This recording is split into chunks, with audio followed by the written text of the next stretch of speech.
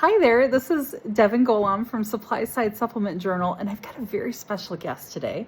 This is my husband, Pierre Gholam, MD, world-renowned hepatologist and gastroenterologist, and kind of a badass in his own right. So I'm here to ask him about this recent report that came out in National Geographic saying that liver injury is on the rise because of dietary supplements. So can you shed some light on this and tell me about what you're seeing in your own practice as it relates to liver injury from dietary supplements? Yeah, thanks for having me in our living room.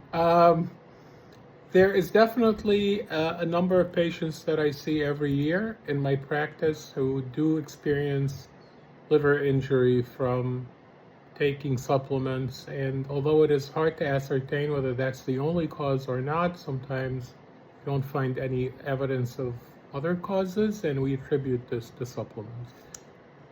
So is there a certain category of supplements? I know that turmeric is one, for instance, that you can actually take too much of and have hepatotoxicity, if I'm remembering right, but are there any certain supplements that you see causing more damage than others? So turmeric in very large amounts can definitely cause liver toxicity. Interestingly, turmeric in small amounts was at one point being studied as a treatment for inflammation in the liver.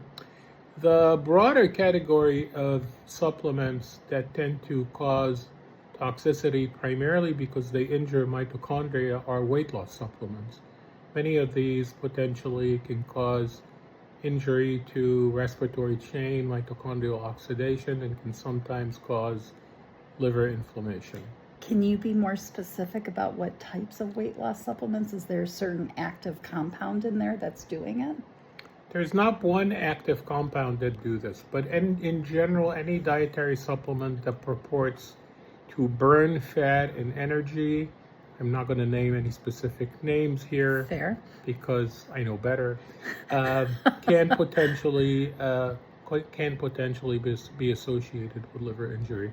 The other category of dietary supplements that can potentially cause liver injury are those typically associated with certain skin improvement characteristics. Many of these have compounds in them that can also injure the liver.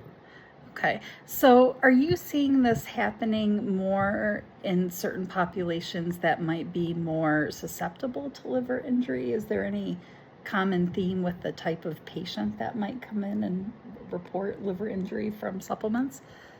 So susceptibility to drug-induced liver injury, which is the broader heading here, this doesn't only apply to supplements but also to drugs that are prescribed, clearly has certain genetic components, it has certain environmental underpinnings, so it's more than just I take the supplement and I am predestined to actually get liver injury.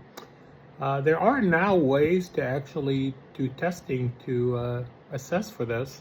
This is more applicable to drugs than to supplements, but there definitely is a susceptibility to this.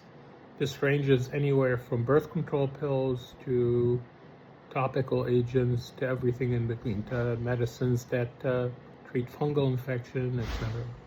Awesome. So would you say, on average, are supplements still worth it? Are supplements still worth taking for benefits? Or, I mean, obviously there's certain populations that should probably watch what they're taking, but by and large, is there truly something for the average consumer to be worried about?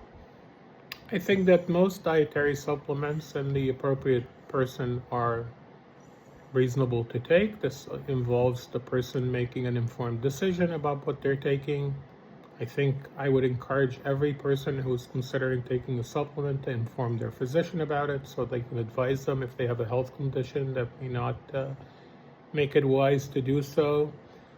There are clearly general categories of patients who are best or would be well served to avoid certain supplements. Anybody who is immunosuppressed because of an autoimmune disorder or an organ transplant probably should not be taking probiotics. That generally is a tenet that that holds for most patients. That's But there's reasonable. there's no blanket statement for all patients. It's an individual decision, and people have to make it and see if it works for them.